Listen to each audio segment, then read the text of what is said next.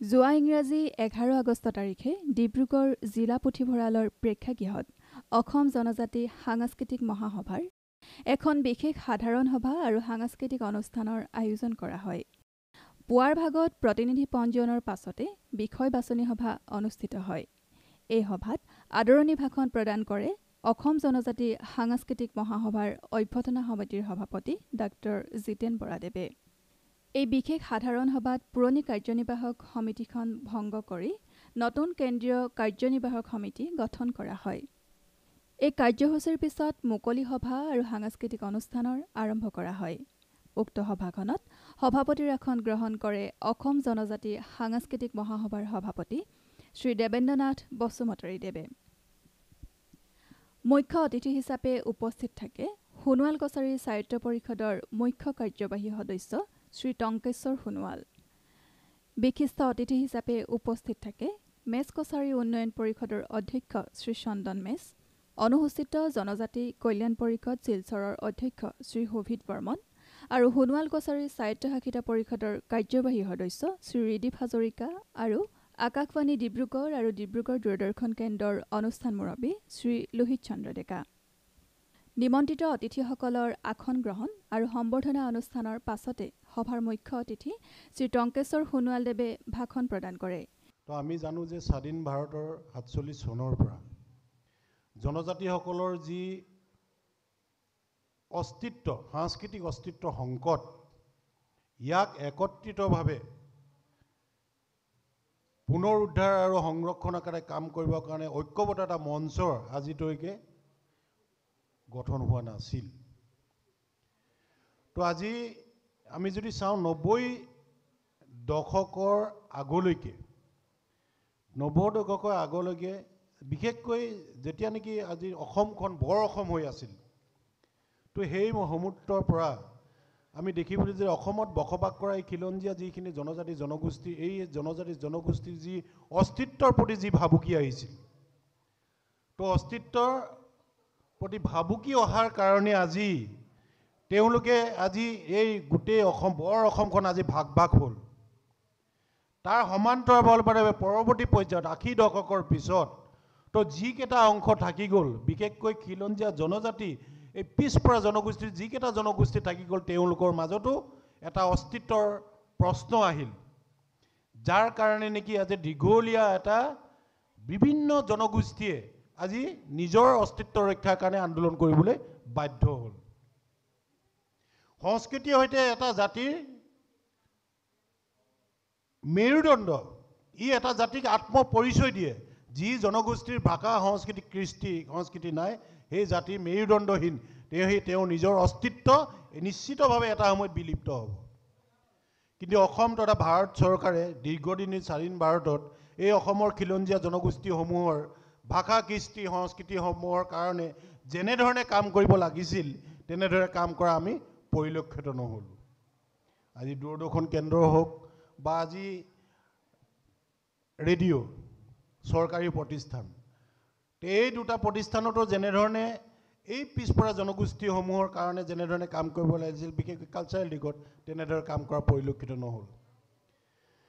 তো এই দীৰ্ঘদিনীয়া বঞ্চনাৰ কাৰণে আজি এই জনগোষ্ঠীসমূহে অস্তিত্ব ৰক্ষা আন্দোলন কৰিলে। আন্দোলনৰ ফলশ্ৰুতিত তেওঁলোকে বিভিন্ন কিবাকিবি পাইছে, কিন্তু পোৱাৰ পিছতো কিন্তু ঐক্যবদ্ধভাৱে কাম কৰি এই জনগোষ্ঠীৰ কাৰণে ঐক্যবদ্ধভাৱে কাম কৰি এই কালচাৰ বুলি ক'লে অকল গীত মাত নৃত্যখিনি নুবুজায়, তেওঁলোকৰ ভাষা সাহিত্যৰ পৰা আদি কৰি খাদ্য সম্ভাৰ, সাজ পোছাক, পৰম্পৰা, ৰীতি নীতি, পূজা পাতল, সকলোখিনিকে আমি সংস্কৃতি বুলি ক'লে আমি বুজোঁ, যিয়ে এটা জাতিৰ অস্তিত্ব ৰক্ষা কৰে, এটা জাতিৰ আত্মপৰিচয় দিয়ে। গতিকে এই বিলুপ্ত হ'ব ধৰা বিশেষকৈ অসমত বসবাস কৰা সোণোৱাল কছাৰীসকলে একমাত্ৰ জনগোষ্ঠী, যি জনগোষ্ঠীয়ে নেকি নিজৰ ভাষা সংস্কৃতি কৃষ্টি সংস্কৃতি বিলুপ্তি ঘটাই বৃহত্তৰ অসমীয়া জাতিৰ কাৰণে বাকী য'তে জীয়াই ৰাখিবৰ কাৰণে কাম কৰি আহিছিল। কিন্তু আমি এটা সময়ত আমাৰ পূৰ্বসকলে উপলব্ধি কৰিলে যে নহয়, যি জাতিৰ নিজৰ আত্মপৰিচয় নাথাকে, এটা সময়ত তেওঁ অঘৰী জাতিলৈ পৰিণত হোৱাৰ সম্ভাৱনা থাকে। পৃথিৱীত এনেকুৱা জাতি আছে আজি ডেইলি মানে দৈনিক বুলি ক'লেও ভুল নহয়, এটা এটা নে ক্ষুদ্ৰ ক্ষুদ্ৰ জাতি নাইকিয়া হৈ গৈছে, তেওঁলোকৰ গোটেই কালচাৰ খতম হৈ গৈছে।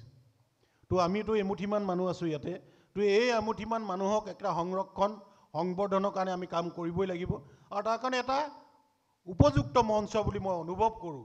গতিকে সংস্কৃতিয়ে কালচাৰে এটা জাতিক এটা জনগোষ্ঠীক একত্ৰিত কৰাৰ সম্ভৱ, আৰু এইকাৰণে উপযুক্ত মঞ্চ অসম জনজাতি মানে জনজাতি সাংস্কৃতিক মহাসভাই অসমৰ খিলঞ্জীয়া জনজাতি জনগোষ্ঠীসমূহৰ সকলো দিশত, মই অকল গীত মাত নৃত্যৰ কথা ক'ব বিচৰা নাই, সকলো দিশত ইয়াৰ সংৰক্ষণ প্ৰচাৰ প্ৰসাৰৰ কাৰণে কাম কৰিব লাগিব। ইয়াৰ পাছতে আন আন অতিথিসকলেও ক্ৰমে ভাষণ প্ৰদান কৰে। মানুহে কয় সাংস্কৃতিক অবিহনে কোনো এটা জাতি জীয়াই থাকিব নোৱাৰে, ভাষাৰ অবিহনে কোনো এটা জাতি জীয়াই থাকিব নোৱাৰে। এটা জাতিক সংস্কৃতিয়ে পৰিচয় দিয়ে, আৰু এটা জাতি জীয়াই থকাটো ভাষাৰ প্ৰতি, ভাষাই আমাক জীয়াই ৰাখিব পাৰে। সঁচাকৈ আনন্দিতৰ কথা, আজি এনে সভাত আমি সমবেত হ'ব পাৰিছোঁ যে সাংস্কৃতিক মহামিলনৰ এনাজৰিয়ে এখন অসম আমি শান্তি ঘূৰাই আনিব পাৰিম। হয়, বহুতো নেতা মহানেতাবিলাকে বুকু ফিন্দাই গৌৰৱ কৰে, এইখন অসম হেনো সোণৰ অসম গঢ়িব। হয়, সোণৰ অসম গঢ়াত ময়ো আগ্ৰহী, মই বিচাৰোঁ সোণৰ অসম হোৱাটো, কিন্তু সুস্থ অসম অবিহনে কেতিয়াও সোণৰ অসম হ'ব নোৱাৰে। গতিকে এইখন অসম যদি সুস্থ অসম গঢ়িবলৈ হ'লে আমাৰ জনজাতীয় কলা সংস্কৃতিৰ মাধ্যমেৰে, আমাৰ মহামিলনেৰে হে এইখন অসম আমি সোণৰ অসম গঢ়িব পাৰিম। আজি আমি দেখিছোঁ আমাৰ এই অসমৰ বিভিন্ন জনজাতি প্ৰতিনিধিসকলে অংশগ্ৰহণ কৰিছে, আৰু সেই সভাত মই নিজে উপস্থিত হ'ব পাই সঁচাকৈ আনন্দৰ কথা। গতিকে আহিব লগা দিনবোৰত আমি প্ৰত্যেক জনজাতিবিলাকে আমি এক হ'ব লাগিব। आज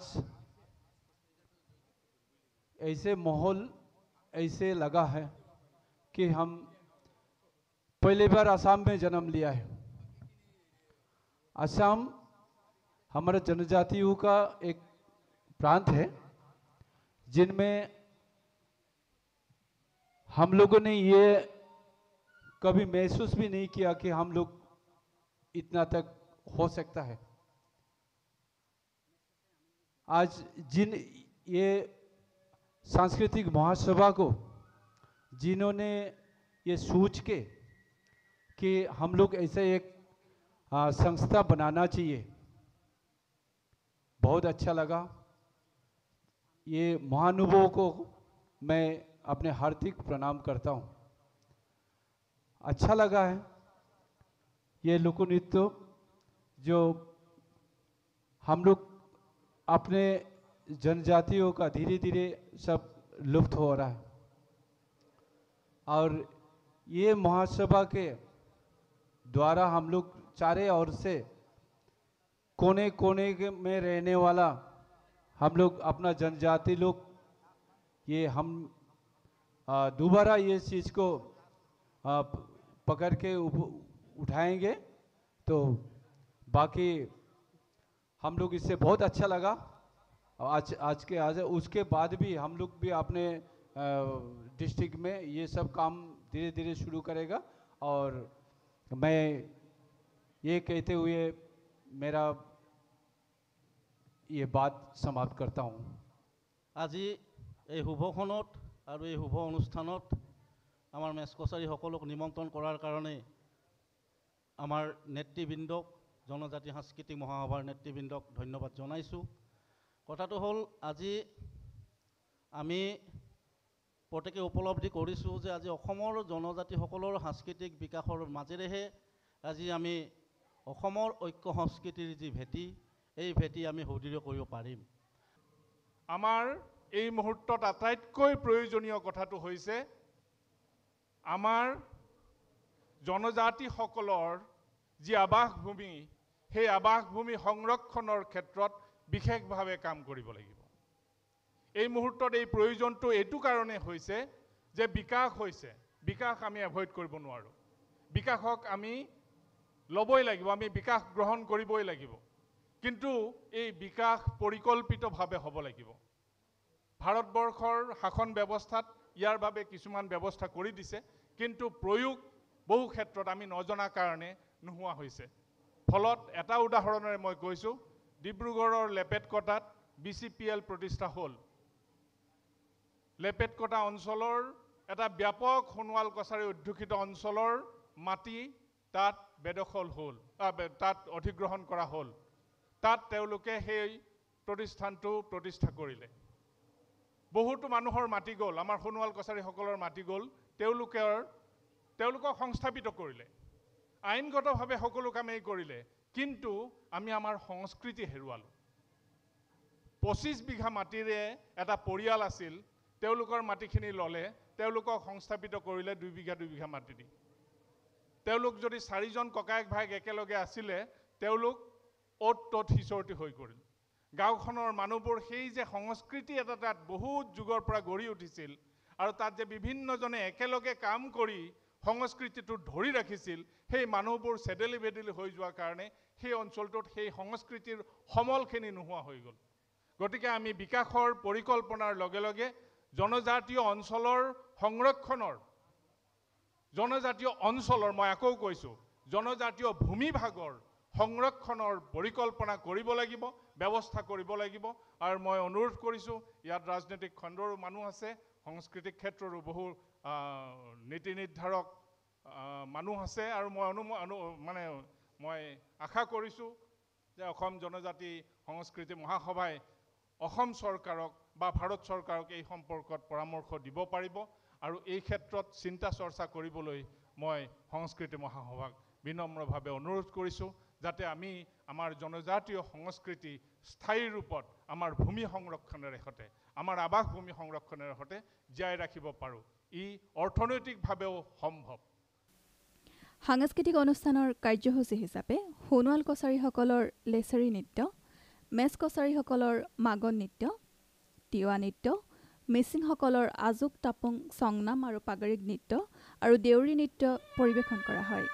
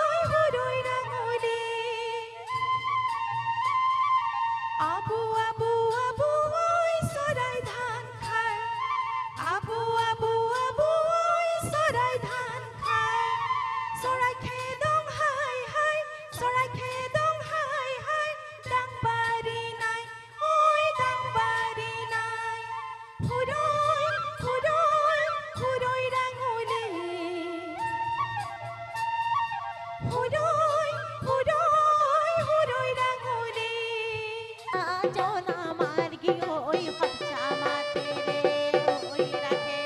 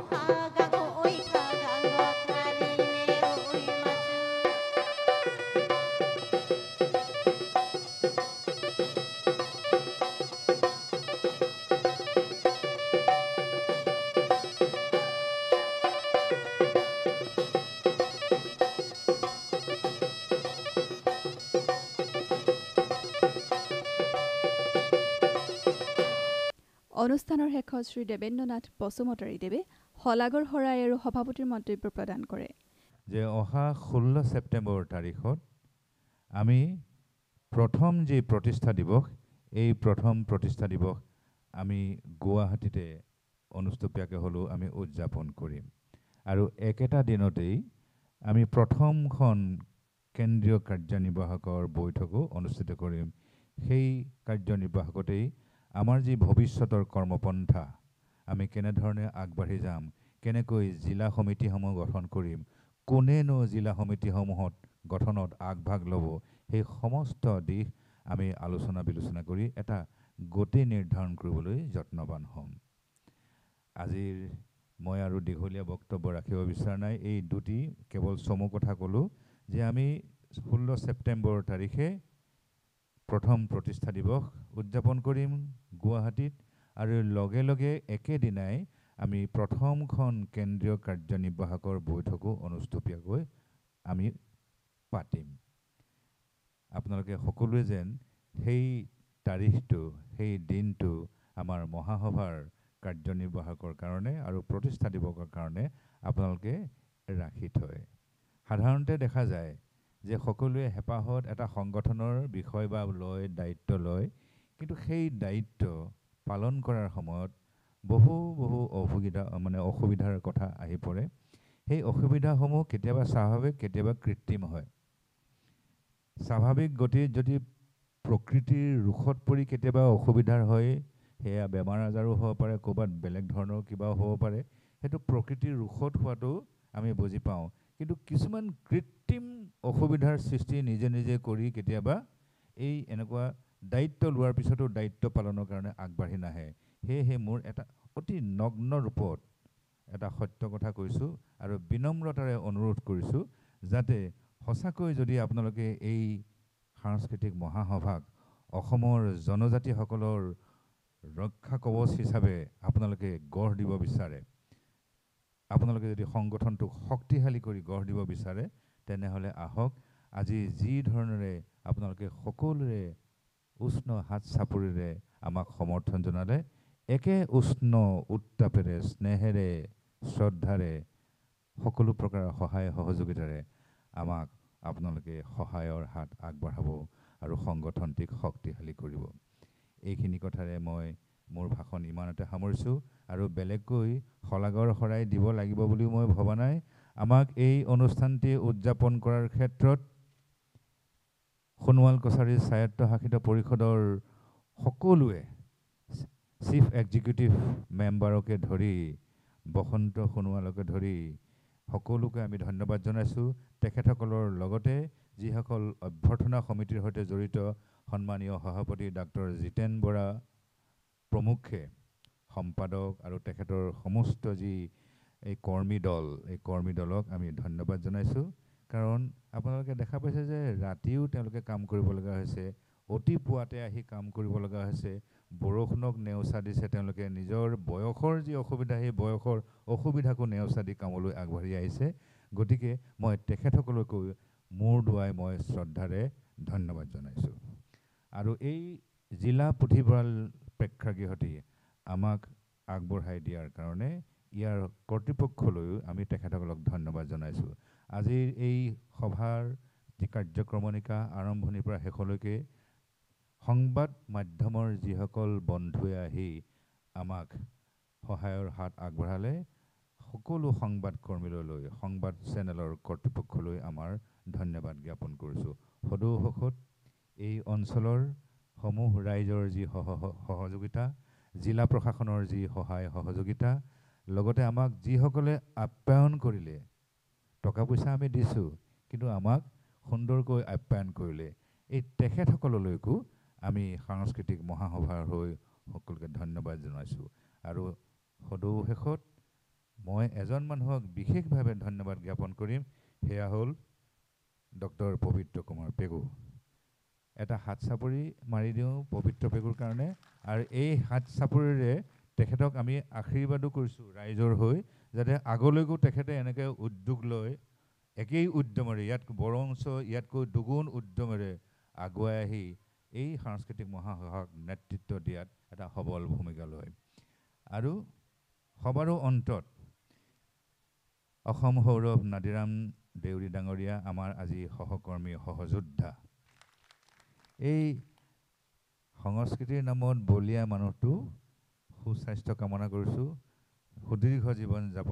সুদীৰ্ঘ জীৱন তেওঁ আমাৰ হওক, তাক আমি ভগৱানৰ ওচৰত কামনা কৰিছোঁ, আৰু তেখেতৰ সুনাম হওক তাকো আমি কামনা কৰিছোঁ।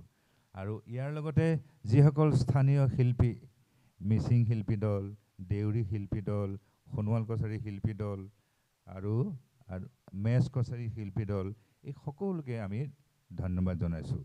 আৰু কেইগৰাকীমান বিশেষ ব্যক্তি ইয়ালৈ মাতিছিলোঁ, আৰম্ভণিতে তেখেতক আহিব নোৱাৰিলে, আমিও কামত ব্যস্ত হৈ পৰিলোঁ। শেষ সময়ত তেখেতসকল আহিলে আমি যথাযোগ্যভাৱে তেওঁলোকক সন্মান ইয়াত দিব নোৱাৰিলোঁ। তেখেতসকলে যাতে দায় দোষ নধৰে, আমি তেখেতসকলক মিনতি কৰিছোঁ যাতে ভৱিষ্যতলৈও তেওঁলোক সকলো সময়তে আমাৰ সৈতে থাকে, আমাৰ কামত অংশগ্ৰহণ কৰি আমাক সহায় সহযোগিতা কৰি আমাক শক্তিশালী কৰাত তেখেতসকলে যাতে কুণ্ঠাবোধ নকৰে। শেষত জাতীয় সংগীত পৰিৱেশন কৰি সভা ভংগ কৰা হয়। ও মোৰা